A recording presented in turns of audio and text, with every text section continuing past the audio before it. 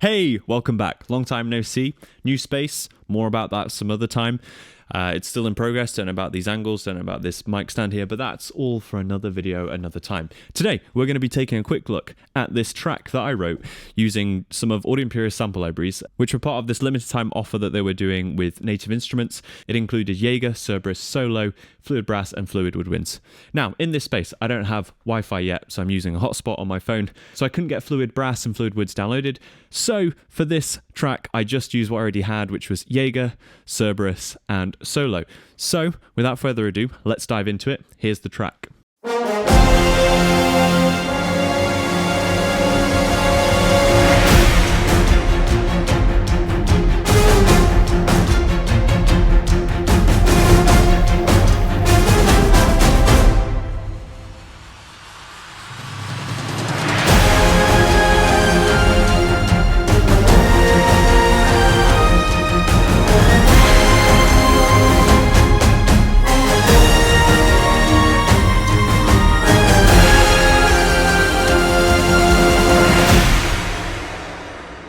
Today, we're not going to spend ages on this because it is like, what, a 30-second track or something? Here we go. We start off with this A section, and here what we have is basically this brass part on the 12 French horns, which are in Jaeger.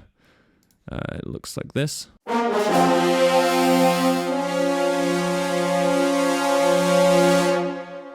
So here I just have the sustain patch loaded separately to the performance patch. That's kind of hinting at what the brass play here. So it's kind of like hinting what the brass will do later on, right? I wanted something to hint at the melody that's going to play later, or like the brass kind of motif. It's not really the main melody. And then with that, we have the low brass from Jaeger and the trombones. On their own, they sound like this.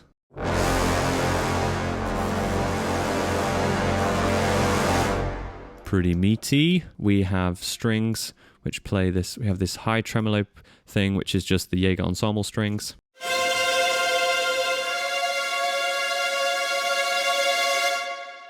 And then with that, I have the Jaeger cellos and basses and a cello from Solo.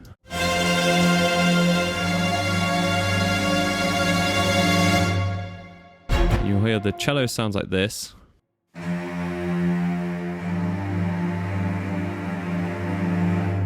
That's just the sustains patch there, so that I could have those two notes like that. And I have the legato patch from Solo.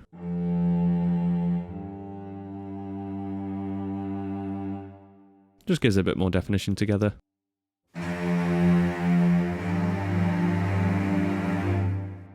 We kind of have percussion just building it all into the next section. Most of this is Cerberus, I believe.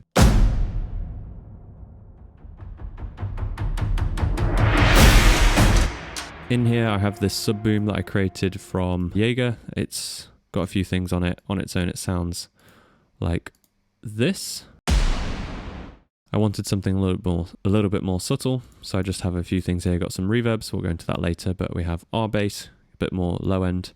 We have Transx Multi to punch up the transient after I filtered all of this high end out, so it sounds like this.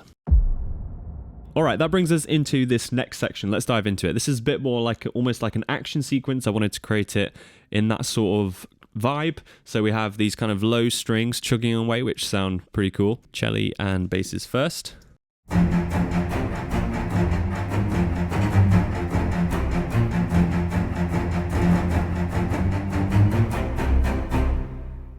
the viola's doing this.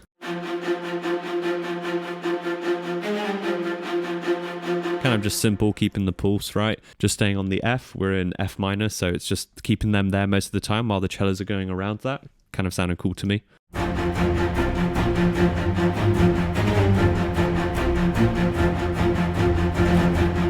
And then they sort of join in with that da-da-da-dum kind of ending every now and then. Usually goes with the percussion, which we'll look at in a bit. So they're kind of doubling what the percussion's doing there with the fills. And then we have violins coming in with this kind of pattern. I specifically didn't want the violins coming on the one of each bar so that your ear first goes to the lower strings and then the violins come in.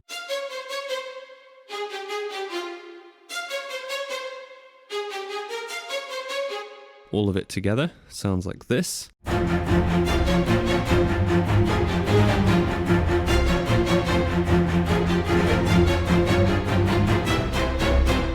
brass is kind of playing these short notes and accents. We have the 12 horns layered with the trumpets. They're playing at the same octave, I believe. And then we have the trombones and low brass patch doing the low stabs.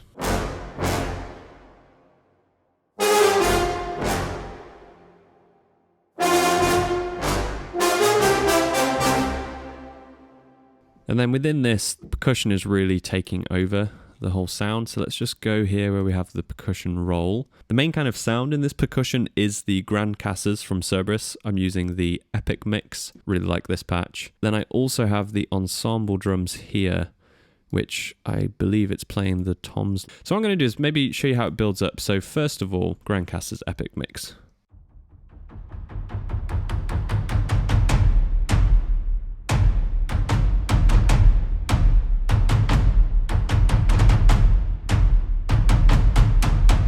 Okay, then with that, I'll show you the ensemble drums. They're just coming in at the end, really, to layer that big kind of fill. Then we add in the low booms, this kick layer from Cerberus as well, and we get this.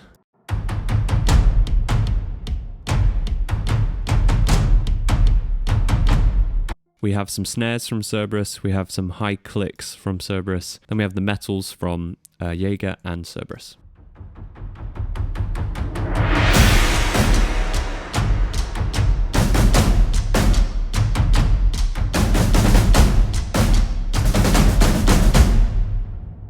Then we also have synth pluck with this synth bass.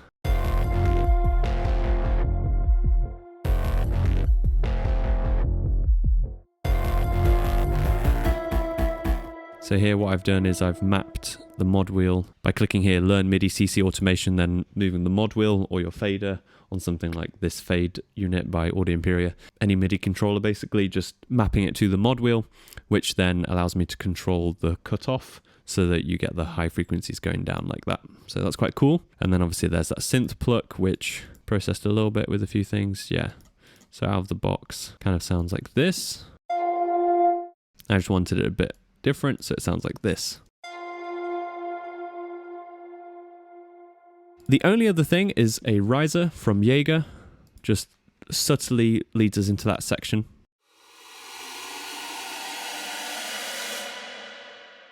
And these are kind of sprinkled out throughout. The next section here, we have this pause, which then takes us out of this whole B section into the finale section. And here, what we have is a different riser.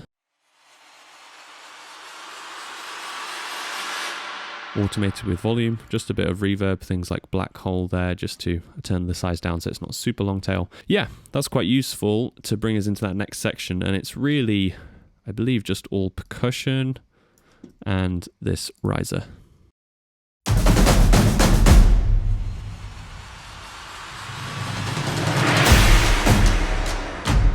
Cool.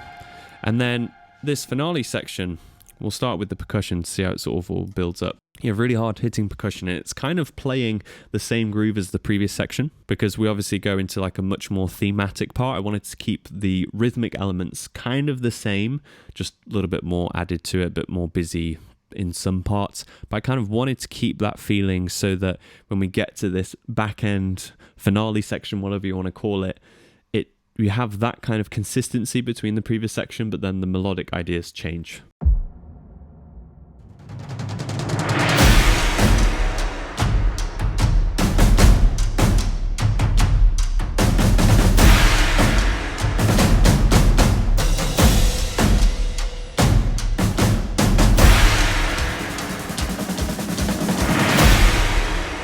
And then let's go into some of the other things. So the strings, what we have going on here is this. We have the rhythmic section, kind of similar to before, a little bit different, but basically they are carrying the pulse as well with the percussion. And then we have violins, violas, all playing the melody. So here it looks a bit confusing, but we just have Jaeger violins, and I kind of simulated violins 1 and 2 by just doubling it, panning them slightly differently, you can see here. And then I also did the transposition trick where you go in here, turn down the tuning in Contact by -2, but then make up for it here in the transpose function up to. So if you press an E, you're still playing an E, but you're triggering a different set of samples, so it will sound different. You won't get phasing issues when two notes kind of collide. So yeah, there's a little trick of how to create violins 2 if a library that you have doesn't come with violins 2. So let's start with the melody, in fact.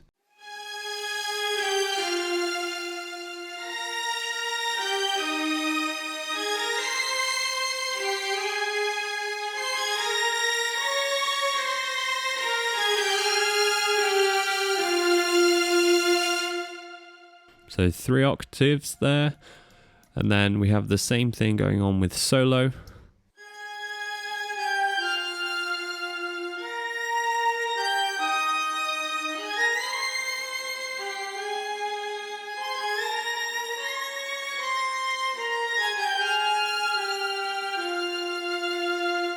Together they sound like this.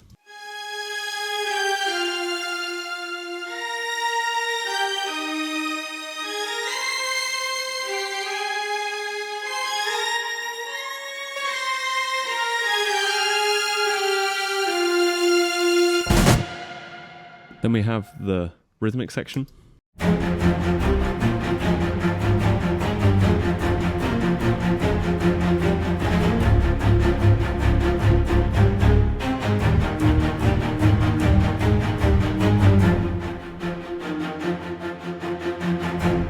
The viola is taking that top line.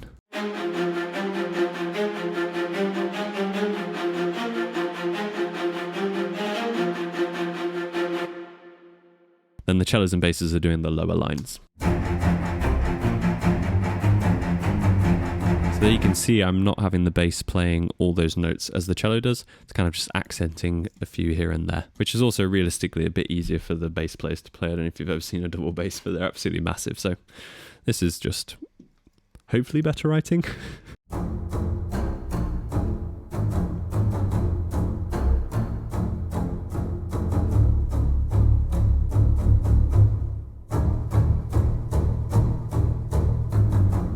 And then the cellos in comparison have this.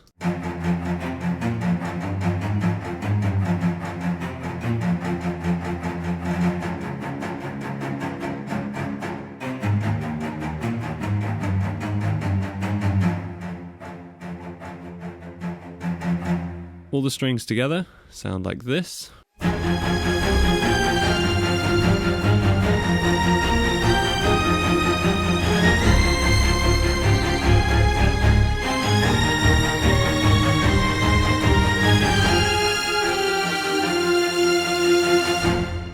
Sweet. So that we have that, we've looked at strings, we have percussion, then let's look at brass.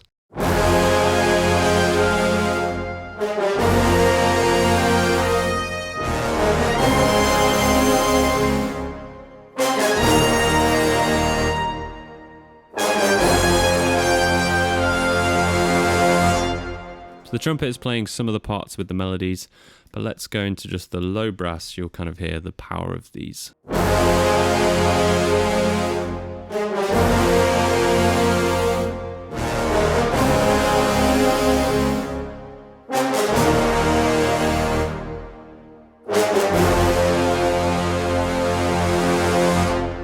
Obviously, a lot of space for the brass players to breathe. That's what we're allowing, but also we're leaving space for percussion to poke through.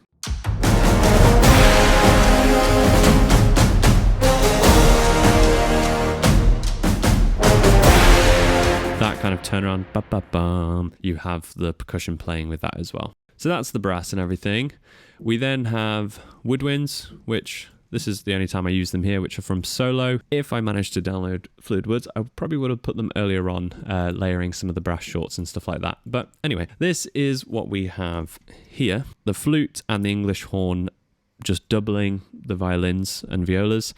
You have the clarinet kind of doubling some of the French horn parts, and then you have the bassoon just doing the root notes.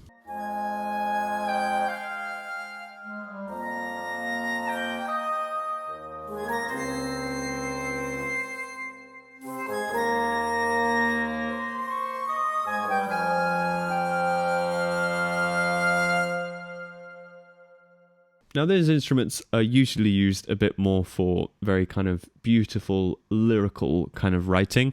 So I didn't show them in the best light here. I do have another track called Guiding Light, which I've done a kind of in-depth breakdown of how I wrote that. I think those instruments are featured there in a really good way, at least better than how I did in here. I just wanted to kind of add some woodwinds in there to layer with the other sections. So feel free to check that out. I'll leave that linked somewhere here or down below in the description as well if you want to check that out. That's actually one of my favorite tracks that I've written, I think. So yeah, it's quite a cool one. Check it out. Okay, and then the final thing is just, again, we showed you that riser. Then we have synths. We have a different ping playing the melody with the pulse.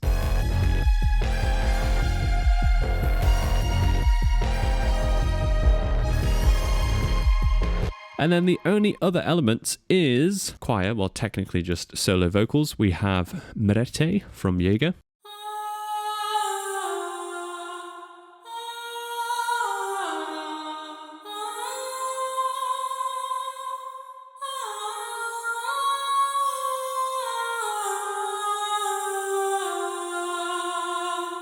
Then we have the solo soprano angelic from Solo.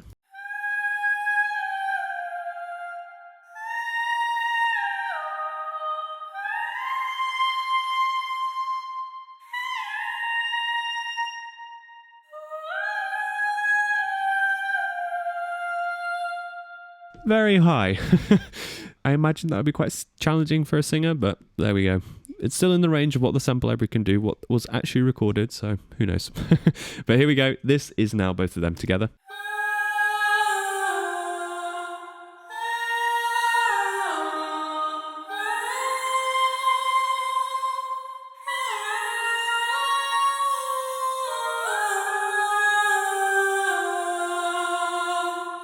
And now finally, everything together.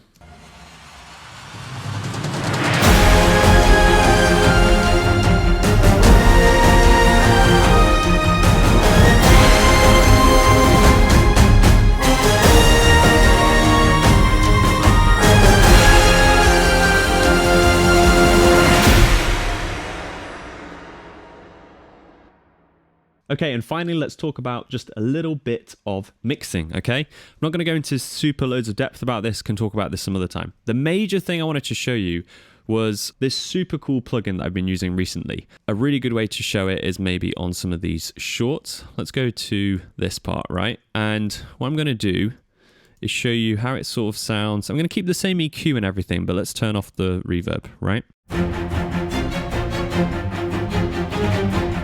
Now, something to point out, I am turning off the internal reverb within the UI, so that would obviously add a bit more reverb to it naturally. I like to have a little bit more control myself, so I use external reverbs. On most of these, I believe I am just using the mixes, yeah, the classic mix. I'm not even going into the mics, but you could get even more in depth there. Now, check this out. Listen as I turn this on.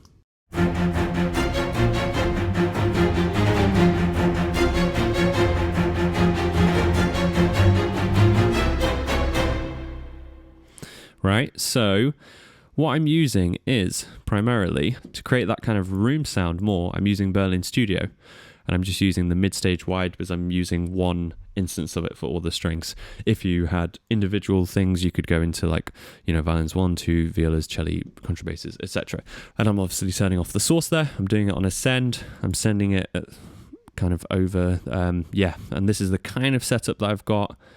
And yeah, I've got an EQ there just to cut out the low end of the reverb. But yeah, that's the main thing. Then I still have VSS3, which I've used for a while. Large Wormhole, great preset. 3.3 seconds decay time. And then the pre-delay is 30 milliseconds. That's what I've changed. And that's that. Quite simple, but it makes a huge difference. This thing, for a while I was using different things to create that kind of early reflection sound. But this thing is amazing. Berlin Studio by Simplicity. This is not sponsored at all. I bought this with my own money. Just wanted to recommend it if you're looking for something like this. I've been really enjoying using that tool. Makes a huge difference with so many libraries, so many different libraries. It helps put everything in the same space as well, which is super useful when you're using multiple different libraries recorded in different spaces. And then I use VSS3 at the moment for the tail. I would like to change that to something else in the future, but for now it still does the job. Another example of this is really the brass, where you can hear the difference, I think. Let's go to the final section, like the low brass again. I think that's a really good way to show it. So turn it off.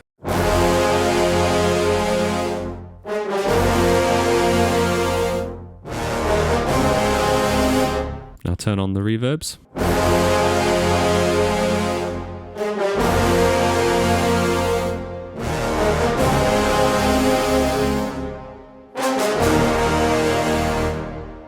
Right, pretty cool. And then just some mixing stuff, show you what it sounds like without anything. Obviously we have got this on the brass bus as well, so I'll turn that off, but just check out the horns.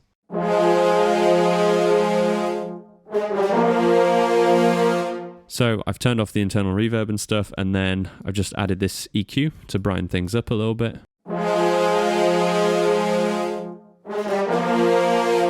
Then we've got another EQ on both of them, the same thing. That's at 10 kilohertz, just boosting a bit. Then we have another EQ just on the brass bus, which adds a bit more high end.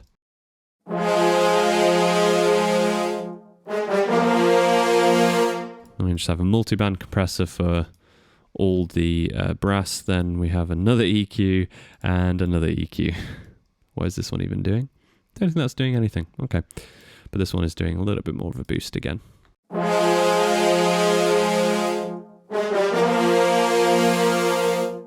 Right, then with the reverbs.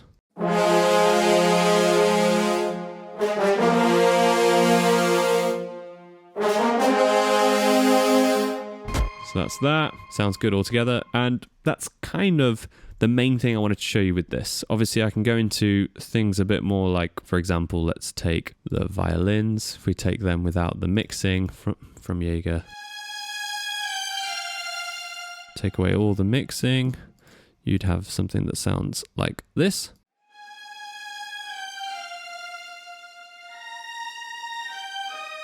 Obviously, it's a very dry library out of the box, which it makes it super versatile. Like you can use it for different things. If you want a kind of bigger sound that's, and I believe these are on the classic mix. So again, if you had the modern mix, it would, oh no, these ones were actually on the mics. That's right. Yeah. So I wanted to change how much spot mic there is on the second violins. Cool. Yeah, so these are just the raw mic signals, no other processing. So if you used like the modern mix, it would sound a bit more hyped up. So then I just have a bit of EQ.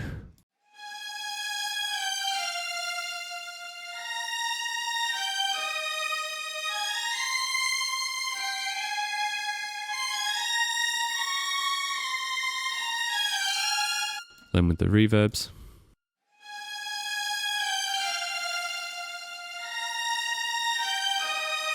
Right, sounds nice. Let's solo all the strings and I'll show you how this all sounds without all this stuff.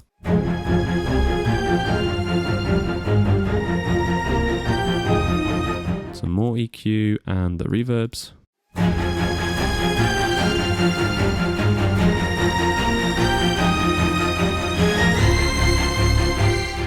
So there you go. That's kind of all I wanted to go into with the mixing side of things. I don't think I want to spend too much time on that because this is a short track. We don't need to spend ages on this.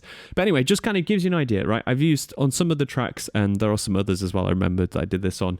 I used the individual mics so that you can have a bit more control with the mixing. That's just our personal preference. You can absolutely use just like the mixes. For example, the modern mix will be a lot more hyped up. But I just prefer having a little bit more control personally so that I can do this, especially if I'm blending with different libraries and I can make everything kind of sit together better, brighten things up. And, you know, this is any sample library needs mixing. No sample library is perfect out of the box most of the time. I mean, actually, what I'm on about, I think there's no sample library I've ever had that I've never mixed. So that's the mixing side of that. And with that said, I think we're kind of at the end of the video now. So I hope you found this useful. More content coming out soon. Lots of other things in the pipeline. Let me know in the comments below if you found this useful, what you found useful, what you think of this kind of setup, things like that. And yeah, look forward to seeing you in another video soon. Cheers. Take care. Bye.